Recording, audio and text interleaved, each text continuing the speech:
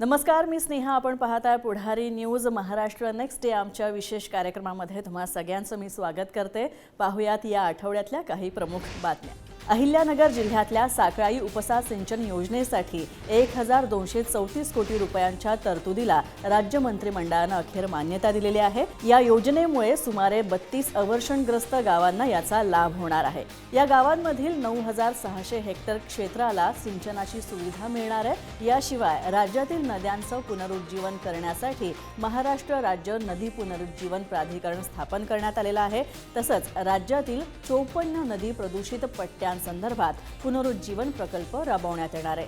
अमरावती महानगरपालिकेला क्रीडा संकुलासाठी जागा सुद्धा देण्याचा निर्णय घेण्यात आलाय. तसंच मोजे नवसारी इथं सुद्धा 16,708 चौरस मीटरची जागा देण्यात येणार आहे. अनुसूचित जाती आरक्षण उपवर्गीकरणासंदर्भात निवेदन सुद्धा देण्यात आलंय आणि अर्जांबाबत मुख्य सचिवांच्या अध्यक्षतेखाली समिती सुद्धा गठीत करण्यात आली आहे. भूमी अभिलेख विभागामध्ये भूकरमापक पदाऐवजी परिरक्षण भूमापक पद देण्यात येणार आहे आणि हे पद पदोन्नती आणि विभागीय भरतीद्वारे भरता येणार आहे. राज्यातील दिव्यांग विद्यार्थ्यांच्या शिष्यवृत्तीमध्ये सुद्धा वाढ झाली आहे. तसंच 8वी ते 12वीच्या दिव्यांग विद्यार्थ्यांना यामुळे मोठा दिलासा मिळाला आहे. देशातून नक्षलवाद हद्दपार करताना महाराष्ट्र पोलिसांनीही मोठं योगदान दिलेलं आहे. गडचिरोलीमध्ये नक्षलवादाचा बिमोड करण्यात पोलिसांनी महत्त्वाची भूमिका सुद्धा बजावली आहे. ज्या जवानांनी C60 दलांमध्ये सुमारे 3 वर्ष सेवा दिली आहे त्या सगळ्यांना C60 पदक देऊन त्यांचा सन्मान करणार असल्याचं मुख्यमंत्री देवेंद्र फडणवीस यांनी सांगितलं. वरिष्ठ पोलीस अधिकाऱ्यांच्या अर्धवार्षिक परिषदेनंतर मुख्यमंत्र्यांनी पोलीस दलाच्या आधुनिकीकरणाचा कृती आराखडा सुद्धा मांडला. पोलीस तपासामध्ये यापुढे AI अर्थात कृत्रिम बुद्धिमत्तेचा वापर वाढवला जाणार आहे. पुढील 6 महिन्यांमध्ये FIR पासून ते दोषारोपपत्रापर्यंतची सर्व प्रक्रिया पूर्णपणे डिजिटल करण्याच्या सूचना मुख्यमंत्र्यांनी दिल्या आहेत. आज एक प्रकारे महाराष्ट्र माओवादापासून मुक्त करण्याचं काम केल्याबद्दल पोलिसांचं मी अभिनंदन देखील केलं आणि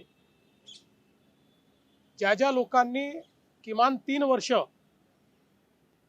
C60 हा जो आपला फोर्स आहे माओवादाच्या विरुद्ध लढणारा त्यामध्ये काम केलेलं आहे त्या सगळ्यांना C60 मेडल हे देण्याचा निर्णय आज या ठिकाणी मी घोषित केला आहे. सिंहस्थ कुंभमेळ्याच्या पार्श्वभूमीवर नाशिकमध्ये 35,000 कोटींची कामं केली जाणार असल्याची माहिती मुख्यमंत्री देवेंद्र फडणवीस यांनी दिलेली आहे. नाशिकमध्ये झालेल्या अखिल भारतीय संत संमेलनाला उपस्थित राहिल्यानंतर मुख्यमंत्र्यांनी ही माहिती दिली. नाशिकचा कुंभमेळा भव्य दिव्य करणार असल्याचं त्यांनी यावेळी आवर्जून सांगितलं.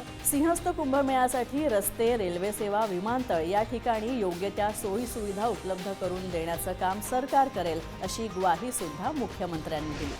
वहाँ पर आने वाले सभी लोगों को जो उचित जगह है वहाँ पर किसी भी प्रकार से एक कंजेशन न हो तो सभी को जगह मिले इस प्रकार से उसका चौड़ीकरण किया जा रहा है.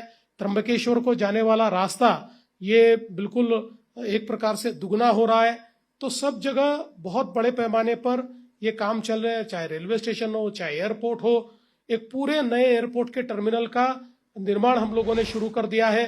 क्रांतीसूर्य महात्मा ज्योतिराव फुले यांच्या द्विशताब्दी जयंती वर्षानिमित्त विविध कार्यक्रम वर्षभर आयोजित करावेत असे निर्देश मुख्यमंत्री देवेंद्र फडणवीस यांनी दिलेले आहेत. महात्मा ज्योतिराव फुले यांची 11 एप्रिल 2026 ते 10 एप्रिल 2027 या कालावधीमध्ये द्विशताब्दी जयंती वर्ष म्हणून साजरी करण्यात येणार आहे. तसंच या द्विशताब्दी वर्षानिमित्त त्यांचं कार्य, विचार हे पुढच्या पिढीपर्यंत नेण्याची संधी असल्याचं सांगत मुख्यमंत्री देवेंद्र फडणवीस यांनी त्यांच्या कार्यावर आधारित विविध कार्यक्रमांची वार्षिक दिनदर्शिका बनवण्याचं आणि वर्षभर विविध कार्यक्रमांचं यशस्वी आयोजन करण्याचे निर्देश दिलेले आहेत.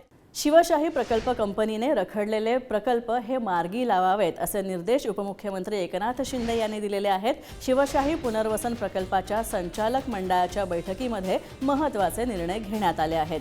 शिवशाही प्रकल्प कंपनीनं MMRDA, SRA तसंच म्हाडा, सिडको, मुंबई महानगरपालिका, ठाणे महानगरपालिका यांच्यासारख्या शासकीय संस्थांच्या माध्यमातून रखडलेल्या प्रकल्पांना वेग द्यावा आणि सर्वसामान्यांना हक्काची घरं द्यावीत असे निर्देश सुद्धा देण्यात आलेले आहेत.